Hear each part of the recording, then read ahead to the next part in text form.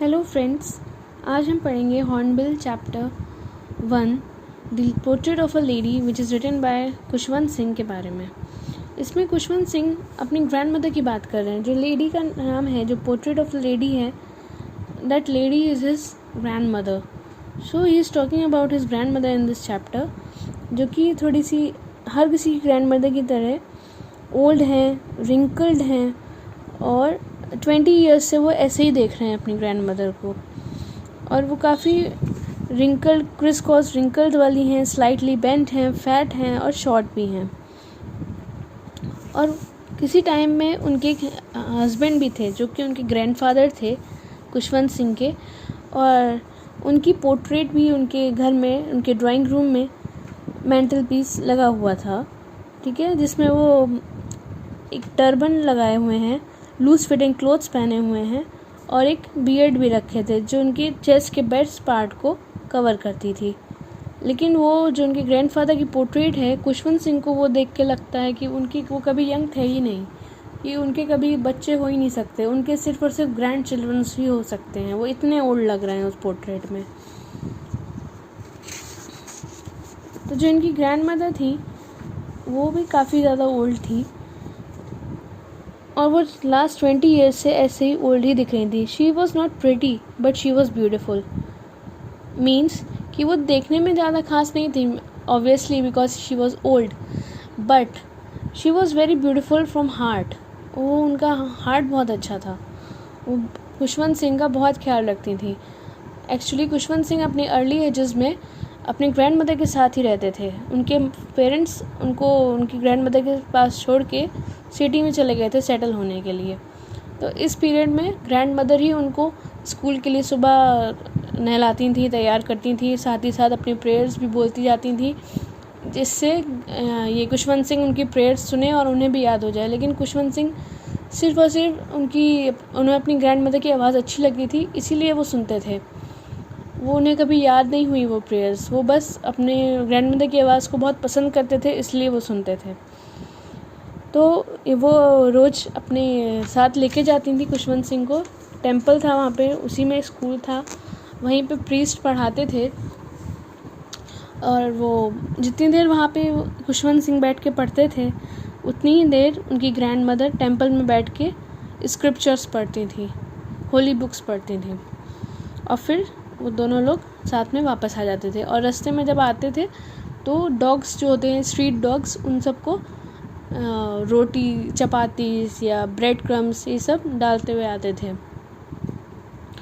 तो जब खुशवंत सिंह के पेरेंट्स सेटल हो गए तो उसके बाद उन्होंने डिसाइड किया कि वो खुशवंत सिंह और उनकी ग्रैंड मदर को अपने साथ सिटी में ले जाएं।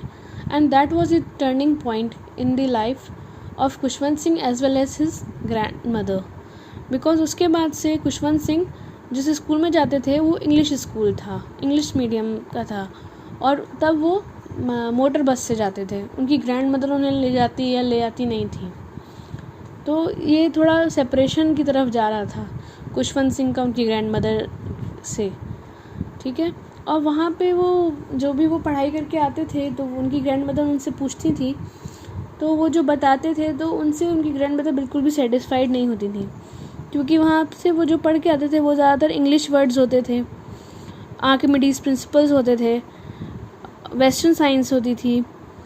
And she was unhappy after listening all this because she was not able to tell him about all this, ठीक। उसके बाद क्या होता था कि उनके स्कूल में म्यूज़िक भी सिखाना शुरू हो गया। तो ये भी उन्होंने घर पे आके बताया, खुशवंत सिंह ने अपने घर पे आके बताया अपनी ग्रैंड मदर को। तो उससे भी वो बहुत ही जिसे कहते हैं, उन्हें अच्छा फील नहीं हुआ, बिकॉज उनको लगता था कि ये बेगर्स एंड हैर्लेट्स की मोनोपोली है गाना गाना। बिकॉज गाना गाना, म्यूज़िक सीखना is not a good thing for people of old age of our country especially. It's a type of thing which a beggar or a harlot used to sing. Okay, gentle folks ये सब नहीं करते हैं, उनके according ऐसा था। तो इससे भी वो ज़्यादा खुश नहीं थी। फिर जब वो यूनिवर्सिटी में चले गए खुशवंत सिंह, तो उन लोगों का रूम भी अलग हो गया। अभी तक तो ये लोग एक ही रूम में रहते थे, लेकिन जब वो यूनिवर्सिटी में चले गए तो यूनिवर्सिटी में जाने के बाद उन्हें रूम्स भी अलग अलग हो गए उन लोगों के। तो उनको क्या था, ग्रैंड मदर का वो व्हील स्पिनिंग करती थी मेनली, और जैसे वो डॉग्स को तो अब रोटी जब खिला नहीं पाती थी तो उन्हीं के घर में जो स्पैरोज़ आती थी उन्हीं को वो ब्रेड्स या रोटीज़ खिलाती थी, छोटे छोटे टुकड़े करके, bread crumbs.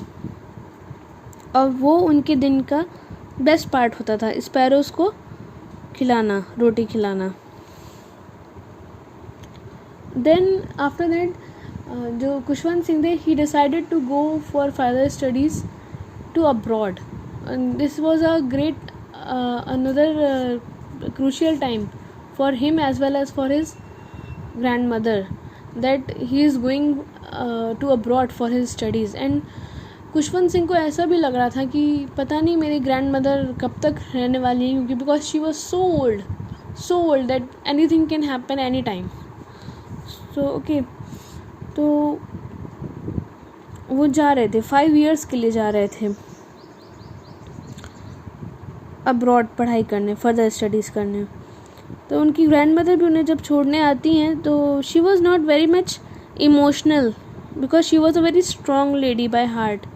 She can easily hide her emotions, her sentiments, so that सामने वाला आदमी रोए धोए ना, उस खुशवंत सिंह ना इमोशनल हो जाए। She just used to do prayer always, every time, and she just kissed his forehead, and that's it, and to say him goodbye.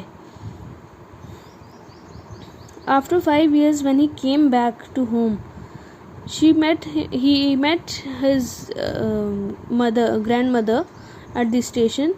She was then also murmuring the prayers, and she just held her arm and just slightly hugged him, and that's it. After that she came to home and she called all the women of the neighborhood, and then with सब neighborhood के साथ an old drum was there, means ढोलक था, तो ढोलक को लेके she start singing with the other women। जैसे कभी कोई जंग जीत के कोई वॉरियर आता है तो जैसे जो गाने गाए जाते हैं, she was singing those types of songs, and that was the first time when Khushwant Singh saw his grand mother. She was not doing any prayer, she was just singing for his grand son by calling all the neighbourhood womens. So इतना वो गाए जा रही थी कि उनको रोकना पड़ा कि आप बस करिए, अब आपकी तबीयत ख़राब हो जाएगी। देन शी स्टॉप्ड, एंड उसके बाद ही वो बीमार पड़ गई। उनको डॉक्टर को दिखाया गया तो डॉक्टर ने बताया she was suffering from mild fever and वो चला जाएगा, सही हो जाएगा। But grandmother understood that this is the last time, this is the time when she has to go from this earth. तो उन्होंने सबको बता दिया था कि नहीं, ये मेरा टाइम आ गया है। तो all the family members wants to talk to her, but she was not willing to talk to anybody, she was only wanted to do prayers. So she was doing prayers, she was doing rosary, but after some time देखते देखते rosary जो था, rosary means जो माला करते हैं हम लोग घर में, वो माला उनकी उंगलियों से, लाइफलेस फिंगर्स से छूट गया, and she got dead. She was dead now, and this was the story. And when she was dead, तो at that time after doing all the जो भी मॉर्निंग करने के बाद, people were busy in making arrangements for the cremation. After that at the time of evening the sun came to set. Then at that time the sparrows, all the sparrows जो उन्हें जैसे रोज़ वो दाना डालती थी, ब्रेड क्रम्स खिलाती थी, उनको स्पैरोज जो थी वो आ गई।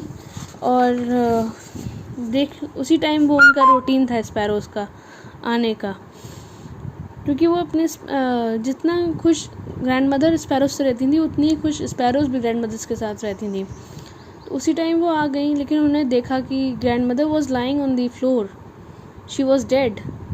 सो then also Khushwant Singh's mother put some breadcrumbs for the sparrows. उनके सामने रखा, but they were not willing to eat them. After that, when people were taking the grandmother to the for the cremation, taking her up, then all the sparrows, thousands of sparrows were there. They all flew up, and the next day those breadcrumbs were there that were broomed by the sweeper. And that's it, was the story. So in this story, Khushwant Singh was telling about his grandmother, that she was a very good woman with a very good heart, slightly old, slightly bent, but she was a good woman. She was a very strong woman, and she was a very, very spiritual woman as well, because she always used to do prayers, always. And only one time she was not seen by Khushwant Singh, when she was not doing prayers, and after that, the next day she was fallen ill, and that illness take him her to the death. So that's it, that was the story. Thank you. And if you like my video, please like, subscribe and share.